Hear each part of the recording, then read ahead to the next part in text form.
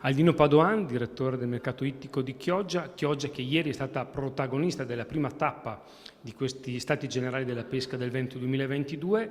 Oggi siamo qui alla Pila di Porto Tolle. Il suo intervento sarà in ottica della valorizzazione, dell'importanza del mercato ittico per produrre poi un prodotto di qualità, un prodotto veneto di qualità.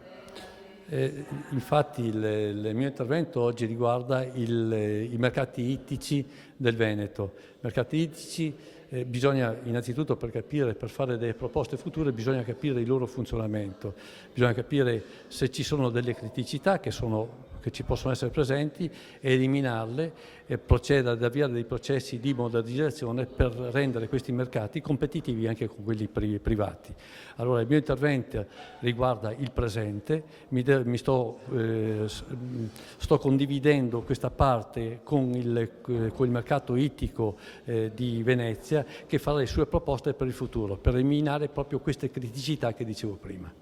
Ieri a Chioggia una buona rappresentanza dei pescicoltori della regione, ma una rappresentanza propositiva, una rappresentanza attenta, una rappresentanza che ha espresso ed esprimerà le sue esigenze ad una platea, ad un gruppo di lavoro che è assolutamente attento a queste esigenze.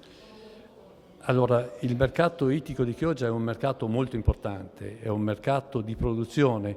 Noi abbiamo percentuali molto alte del prodotto locale, superiamo l'80%, quindi diciamo che il più importante mercato del Veneto è forse il più importante mercato a livello nazionale. Bisogna valorizzare questo prodotto e in che maniera si può valorizzare? Solamente con un mercato ittico moderno. Noi non possiamo avere dei box che portare il prodotto a braccia all'interno delle celle frigorifere. Noi dobbiamo dare la possibilità di entrare con dei muletti per portare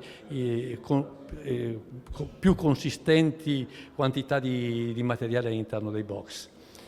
Per cui il nostro anche progetto, obiettivo futuro è quello di individuare una nuova area per la realizzazione di un porto importante che faccia squadra con tutti gli altri mercati ittici del Veneto.